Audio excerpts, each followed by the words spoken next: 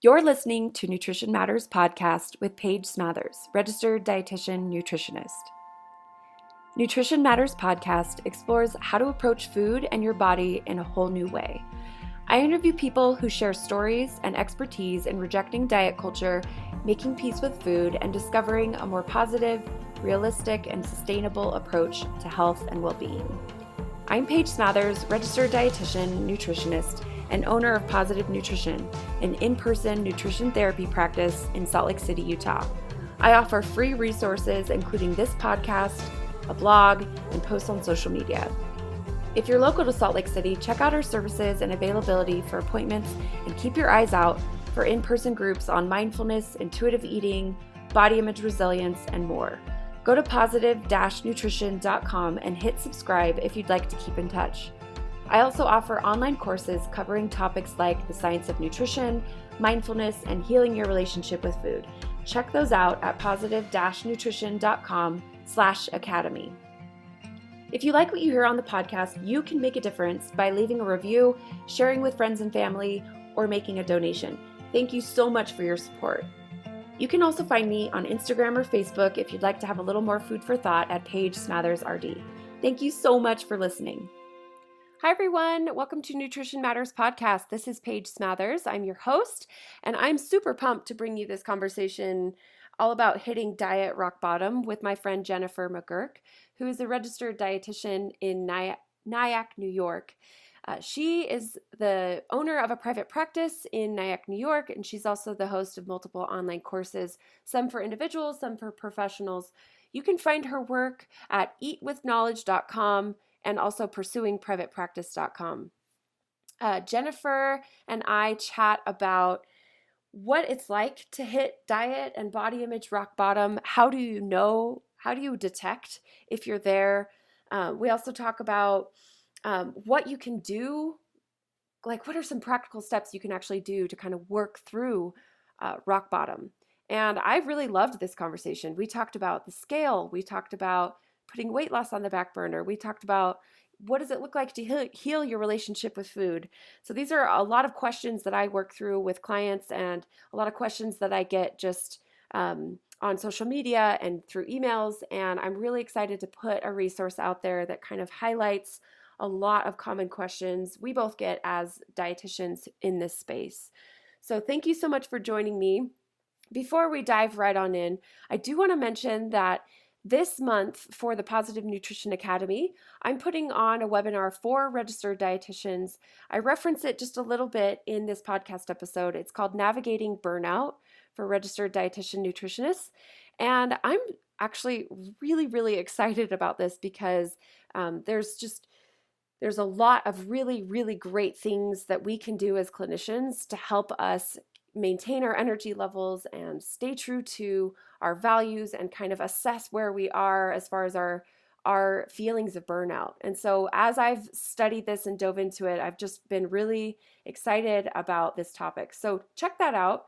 It's in the show notes, or you can also find it at positive-nutrition.com/academy.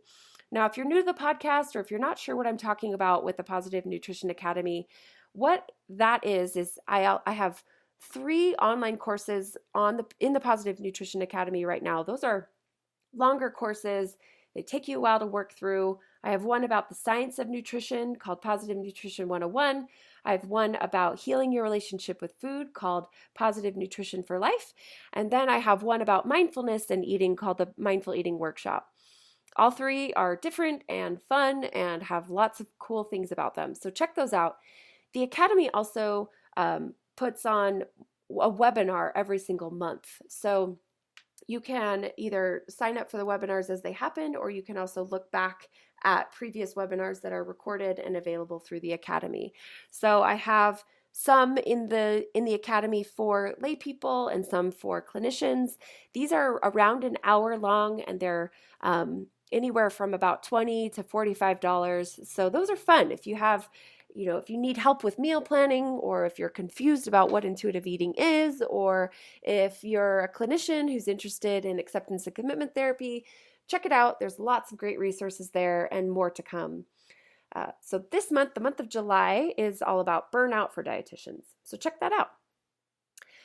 Okay, and with that, let's get into talking with Jennifer McGurk all about hitting diet rock bottom. And before we dive in, I do just want to say one quick thing. We mentioned this in the podcast episode, but just right up front, it's okay if you haven't hit diet rock bottom. You don't need to hit rock bottom in order to work on your relationship with food. So don't misunderstand what we're saying here as everybody needs to hit rock bottom and then magical things happen and you learn and you can figure this stuff out. Intuitive eating and working on your relationship with food is accessible and appropriate for pretty much anybody who wants to work on their relationship with food. So whether or not you identify as hitting rock bottom or have hit rock bottom in the past, this stuff is still for you. So keep listening and enjoy, and thanks for being here. Hi, Jennifer. Welcome to Nutrition Matters podcast. Hi, Paige. Thank you so much for having me. I'm so excited to be here. Well, I'm so excited too. This topic, I think, will be incredibly helpful for lots of people out there. So, and I couldn't think of anyone better to chat about it with. So thanks for joining me. Oh, thank you so much. I'm so excited too. So Jennifer, tell us about you and kind of what you do generally, and then we'll also talk a little bit, we'll dive in a little bit to your story after you share about yourself sort of more generally. Okay, no, that's great. So I am Jennifer McGurk. I am a registered dietitian. I'm also a certified eating disorders registered dietitian and a clinical supervisor. My private practice is Eat with Knowledge in Nyack, New York. So that's about 45 minutes north of New York City. And I love my group practice. I have an associate that works with me, but I also do a lot of work with other dietitians in helping them build an intuitive eating private practice. So I love like the clinical space with working with clients, and I also love the business side of running a successful intuitive eating business. Yeah, so your workload is diversified, kind of like mine, where it's like, yeah, Yes. you see clients, but you also have other irons in the fire. Yes, Paige, we have very similar, I think, professional goals in the sense that we help both people and professionals, which I really love. I love both sides of it. Yeah, actually, this is kind of funny. I'm just very organically going to share. I just recorded a webinar about burnout as a dietitian. And that was one of the things that I talked about, just the value of seeing where you might be able to diversify your workload and your income streams, just because the one-to-one work is so awesome, but it also can be really exhausting. So sounds like you and I both agree on that. Yes, yes. It's so funny that you talk about burnout because I know today we're talking to people about like hitting rock bottom. I think as clinicians, we can also hit rock bottom in a sense, in a different sense, but we can be, in that burnout zone if we don't take care of our own boundaries and our own work and our own self-care and do what we can do to be the best human beings and professionals that we can be. Oh, Absolutely. totally. Yeah, that topic is fascinating because, yeah, like you said, we're going to be talking about hitting rock bottom as a human with food and with body image today. But it's also what I love about the work that I get to do and the work you get to do is that you can't work on this stuff with our clients and not have it apply to us personally. So there's a lot of themes that end up really, as I learn about counseling techniques or philosophy of like mindfulness or something like that. It's so cool how it can also be very applicable on the clinician side. Yes, absolutely. Absolutely. Awesome. Okay, so Jennifer, tell us a little bit about kind of what brought you into the field of nutrition, what interested you to become a dietitian, kind of share a little bit about your story. Okay. No, I love it. And I hope that my story inspires other people out there that it is a journey full of lots of ups and downs, but that at the end of the journey, it can be a very, very beautiful learning experience and you can grow as both a human being and a professional. So my story actually does begin in high school when I started my own eating disorder. And it was just a very, I want to say stereotypical eating disorder in the sense that I had some bad body image, I had some anxiety, mental health stuff. And I just thought that, as a lot of people do, that weight loss would cure it all.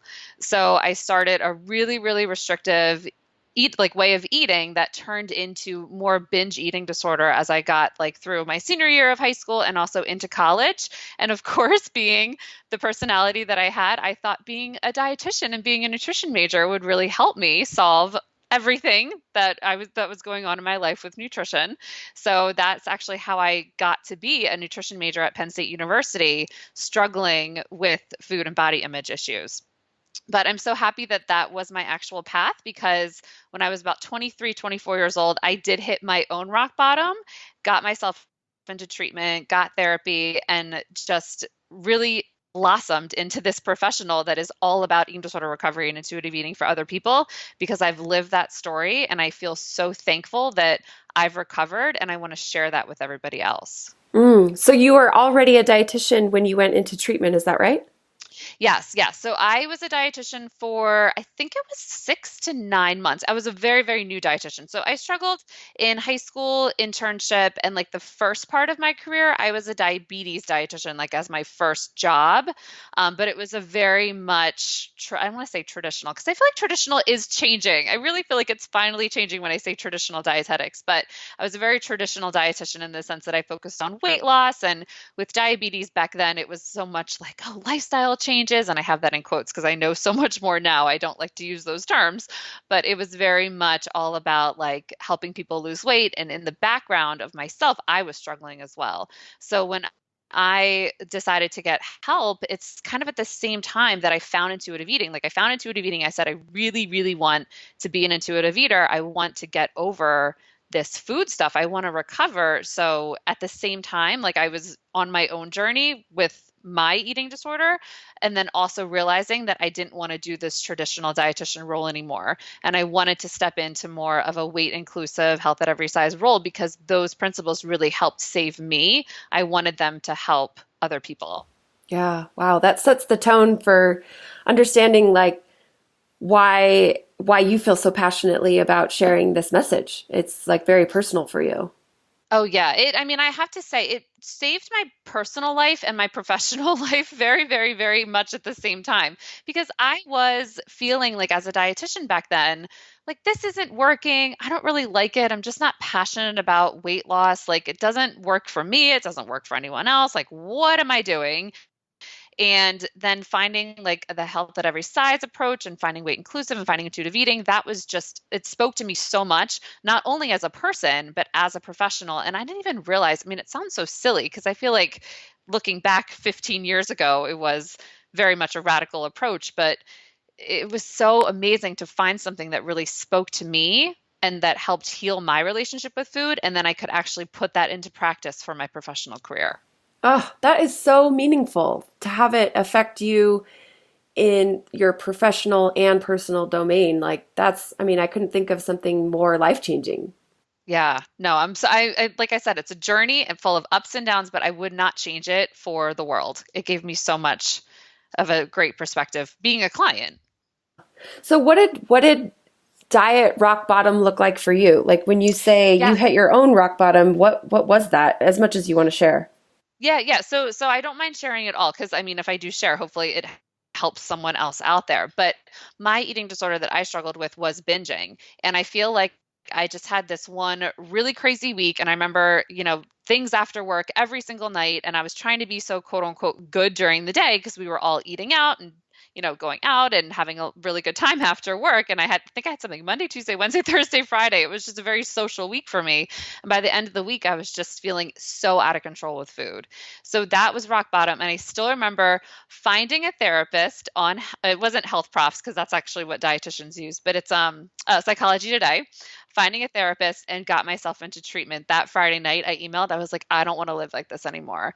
And it was really the best decision I ever could have made. Like, she's the one that introduced me to the concepts of intuitive eating, although I had heard about it and really wanted to be an intuitive eater before I started therapy. But she's the one that I worked through so many different things with. And I'm so thankful for that experience being in therapy with her, being in treatment. That's so interesting that you, as a dietitian, sought out treatment with a therapist who then kind of gently educated you about intuitive eating.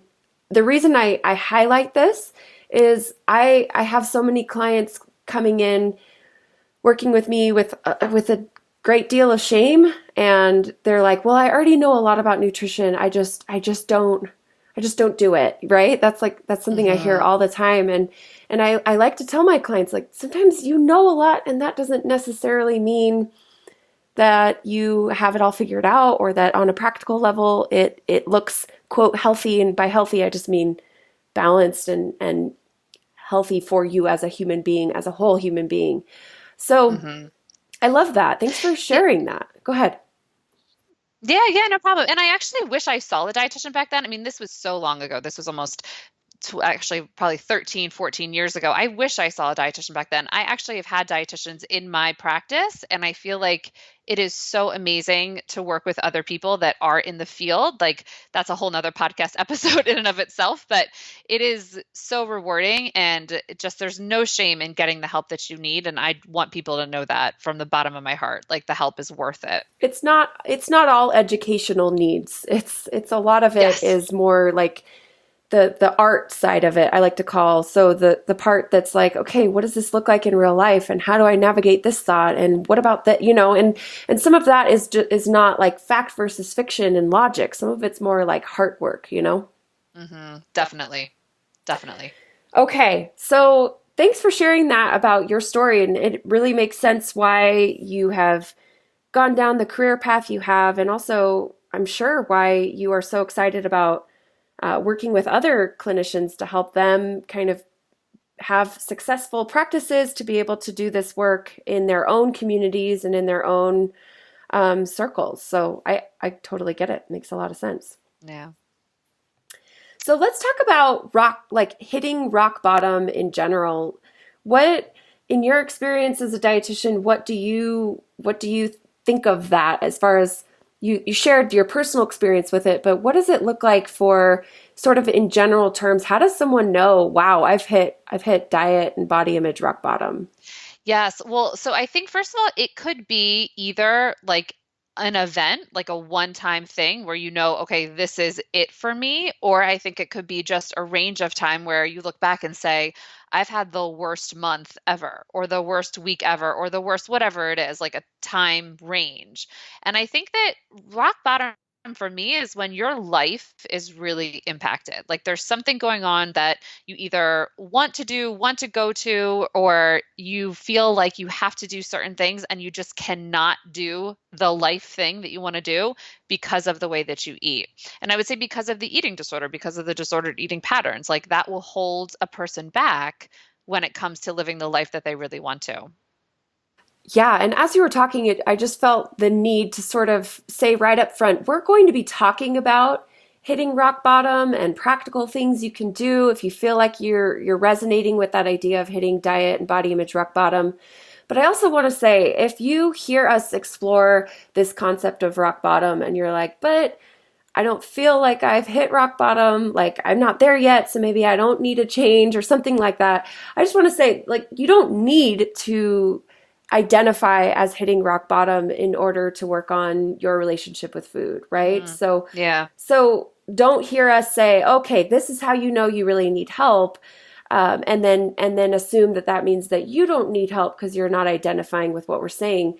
I think even someone who maybe identifies as, I'm feeling pretty good, but I struggle here and there, like, even that person, I think, deserves to spend some time working on their own approach to food and seeing where they might be able to, be a little bit more realistic or sustainable or healthy in their approach to food. Definitely. And it's so funny when you say hitting rock bottom. I usually do imagine someone just like hard hitting rock bottom. But when you say that, Paige, I also think of someone just gently kind of getting to the bottom. Like, that could also be it too. So you don't have to have one like huge impactful thing that happens in your life in order to get the help that you need. You can definitely get help no matter if it's little, big, whatever you want to work on. Yeah, for sure. Agree. Okay. So I like what you said about how it could be just like a moment where you're like, this is not how I want to live anymore. Kind of like what you were saying with your personal story. But it also could be sort of just a downward trend where you're like, ooh, I'm spiraling. This last month has just been too much. This is not what I want. This is not what I want out of my life. This is not the way I want to live.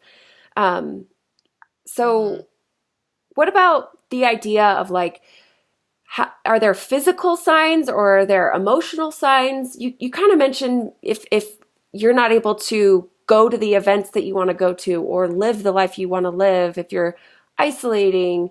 Do you want to expand on that a little bit too? Oh yeah, definitely. So I think that most of those what you just explained are emotional things, like are the emotional rock bottom where the life that you want to live is not happening because of the way that you eat and because of the way that you feel about your body. But there also could be physical things. I've had people come in and just say like I am in so much pain because of the way that I eat in terms of whether or not it's binging or restricting. It could go on either end of the eating disorder spectrum. I'm not talking about just one particular eating disorder. But it could be when someone feels like their body is really just so out of control and they feel just like it's kind of a metaphor for their life in a sense where they feel like body image is just not something that they could grasp. I think that that's a physical rock bottom for them. And it really just comes down to it like this, like I know that the one moment is basically getting me the help that I need. So it's like whatever is happening in that person's life, they decide in that moment it's not where they want to be. Like I need treatment or treatment would be beneficial for me. So are there anything, is there anything good about rock bottom?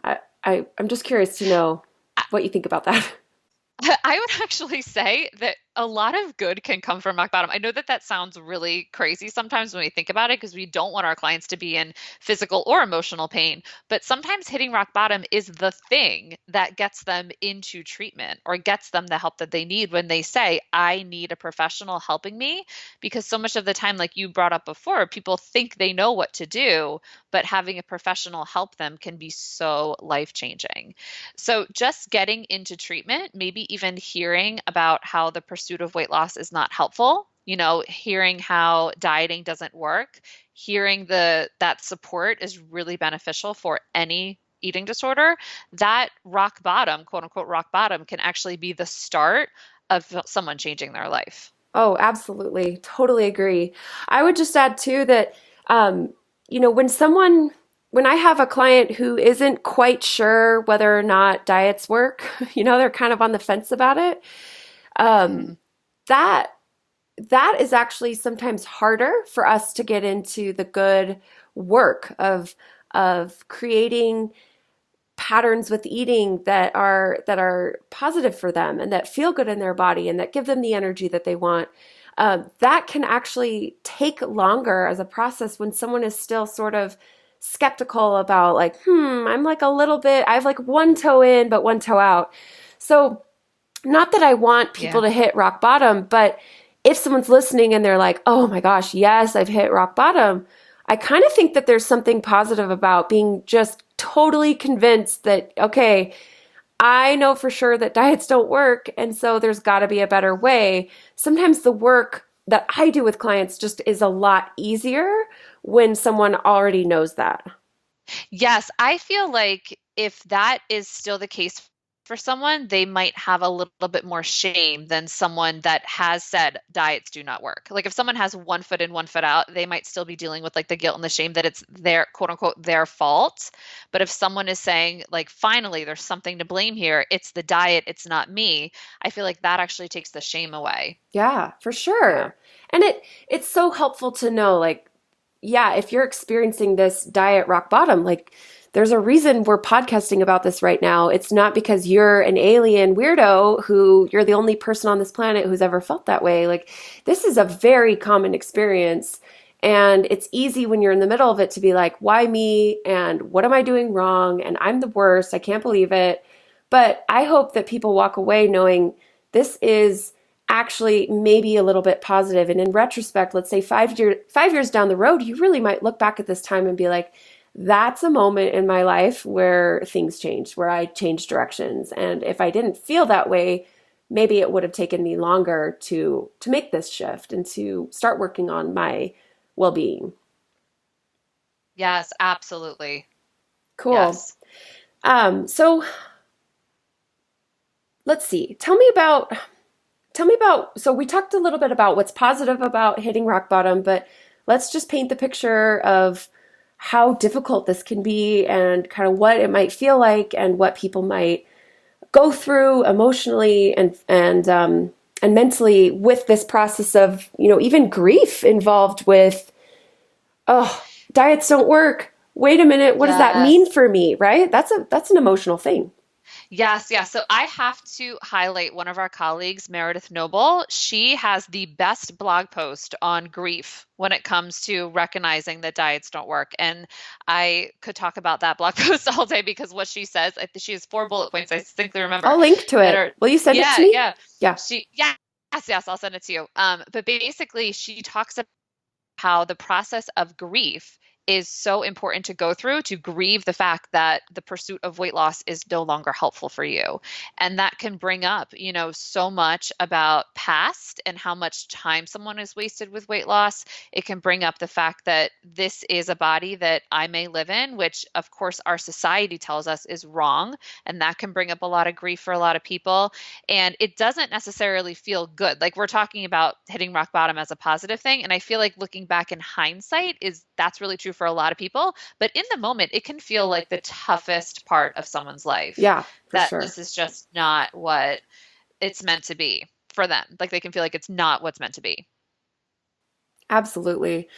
Okay, so let's link to that blog post so that people can check that out. I think grief and um, all the emotions involved with grief is really to be expected at this moment where someone's feeling a wide range of emotions when it comes to, okay, so I've made peace with the fact that diets don't work. I'm convinced of it, but now what? And what does that look like for me? And what does that look like physically, emotionally, mentally, also like identity stuff, like who am I if I'm not this person with this eating disorder, or if I'm not this person who is obsessed with nutrition or whatever it is, right? Oh So, yeah, who identity that's a huge piece of the puzzle because if you are choosing to give up the eating disorder, in a sense, the eating disorder is usually there for a reason. It's protecting someone most of the time for whatever it may be, whether or not it's mental health, anxiety, body image control, anything that could be trauma. So I feel like giving the eating disorder up is almost inviting a new identity into your life, but that can be so scary for a lot of people. yeah. Okay. Is there anything else you want to say about the experience of rock bottom to paint the picture? Do you think we've done a good job or? I think we've done a great job of explaining what hitting rock bottom means, but I would love to hear from listeners too. I think that sharing their personal story of rock bottom, especially if it's been a while, like I feel like time usually does heal, it might be really inspirational for others to hear stories about how people have hit rock bottom but come out on the other side. Oh, that's a good idea. Maybe I could put it out to people if they want to email me their rock bottom, and if they want me to share it either anonymously or not, I could maybe come up with a little blog series and have a place to kind of where people can refer Yeah. to and not feel so alone. I would love Yeah. that. Oh, that's a great idea. Great Okay, idea. so just really quick, the email is hello@positive-nutrition.com, and just let me know if you want me to share it anonymously or how you'd like me to share. Okay, Oh, so I can't wait to Jennifer, see your let's response. let's talk about some particular aspects of if someone's identifying as, okay, yes, I have hit rock bottom. Um, let's talk about some common experiences that people might have, or steps people might be able to take to kind of start working through that. Obviously, we're going to recommend treatment and getting in with professionals, but let's talk about some practical things that people might be able to do to kind of begin the process of freeing yourself from this diet rock bottom. Yes. So one of the most important things that I think people can do is to find connection. I think that that is always so important. And whether or not it's connection with other people or just connection with yourself, I think that that's a personality thing. I talk a lot about introvert versus extrovert. But the connection to whatever you want to find a connection with is going to really help you with the first steps of eating disorder treatment. Because a lot of times the eating disorder stuff thrives in secrecy. So when you have connection and you have support, it almost breaks the cycle sometimes for a lot of people, in the sense that if they have a binge and then suddenly like the next day they get up and they're like, oh my gosh, what am I going to do? What am I going to, how am I going to live today? Like I just had this horrible, horrible day yesterday. Having the connection will help either distract, which is really important sometimes, from the emotional stuff, or just feel like they're supported in the sense that that person is going to have a better day today, have a life where they want to live, and do specific coping strategies to help them through the emotion. I want to say like emotional turmoil almost. Yeah, I love that. So connection, you could think about that externally or internally, or it could be both, right? It could be, Yes. okay. And in most cases, it probably will do best with both. Like more connection is the answer because the eating disorder, like you said, thrives in secrecy, but also tends to make you want to isolate and remove yourself from yourself and or from other people. So connection is a really, really good point. That's something to start to become aware of and to kind of see where you could work on connection in your life. Yeah, definitely. I love it. So you started talking about like binging, and let's paint the picture. So let's say someone is struggling with binging and they wake up the next day after just a huge binge and they're just feeling all the feelings physically and emotionally as a result of that. Like what could someone do on a practical level to kind of work through that? Yeah, so I always say that the binge eating cycle is fueled by dieting and fueled by restriction. Because if you think about like a picture in front of you, at the top is usually dieting, followed by some sort of restriction, followed by some sort of trigger, which then equals a binge. So in order to break the cycle, you absolutely should try as hard as you can to not start that restriction process over again the day after a binge. And I know that that feels so good for people. They just like that's like erasing it almost, not eating the next morning. It feels good because it's getting rid of some of that anxiety. But I would recommend 100% to have breakfast the next morning. That really, really helps to break the cycle because if you can get your metabolism started and get some fuel in your body, it's going to help that whole entire day of not only the digestion, but hormones and feelings, emotions, like everything to really set you up for having fuel, which helps to break the binge eating cycle. Yeah, and so remember how we talked about how hitting rock bottom and really knowing that diets don't work can actually be really positive. To me, this is one example of that. So if you wake up the next day and your tendency when you're in the diet mentality is make up for it or skip breakfast or don't eat all day or whatever it is that comes up for you, if you can identify, oh yeah, that's totally diet mentality. Well, I'm convinced diets don't work. So if I am engaging in diet mentality right now, I have to know that long term this is not going to lead to peace for me. So I have to try something different. So Yeah. like you said, yeah, getting up, eating breakfast, and today's a new day. You don't need to make up for something that happened yesterday. Yes. And today is a new day to practice, like either if you're working with a dietitian, practice the meal planning skills that you're working on. If you're working with therapists, practicing the coping skills that you're working on. Today is a day to really just put yourself in an uncomfortable position because coping skills don't feel all wonderful all the time, but using the skills that you've learned to make your uncomfortable a little bit more comfortable. I'd also add that for some of my clients, this will feel really scary, but it's actually really effective. So for some of my clients, it works really well the next day to actually plan to eat the thing that maybe you binged on the night before. So like including it in your day where you're eating, you're not hiding this food, you're not eating it in a shameful way. So let's say like it was potato chips the night before. Well, in as like you were saying, with your meal planning skills and things that you're working on, could you work in potato chips with your lunch that next day? And that's sort of kind of training your brain. This is not a bad food. This is not a food that I have to associate every single time I eat it. It equals complete chaos and all these feelings, all these emotions. I am capable of eating some potato chips in a reasonable, fun way that feels good and that doesn't lead to, binging. So Yes. that might be helpful for some, that might not, but take it if it works. Yeah. So I hear this a lot in our world from some people that just say, like, eat whatever you want, it doesn't matter. Eat whatever you want, it doesn't matter. But I actually think that is such a really good meal planning tip for a lot of people.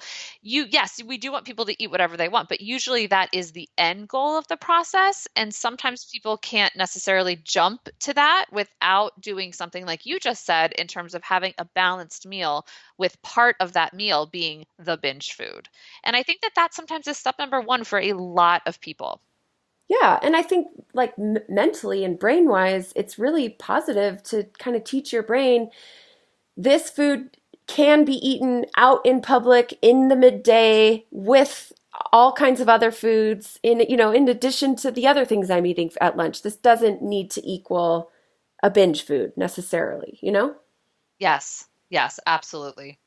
Yeah, and side note, the eat whatever you want thing, like I think that's an oversimplified Yes, version of very. a very complex topic. And so another thing I'm really passionate about, and I'd love to hear your thoughts on this. I'm really passionate about the fact that I don't think that the non-diet space is a monolith. So like we're not all the same. We don't all think about this stuff the same way. We don't all approach it the same way. We don't all have the same opinions about everything. And sometimes I get a little bit like I kind of cringe sometimes when I see people that I really respect and I think they're awesome, but I just don't agree with everything they say, or I wouldn't necessarily say it that way.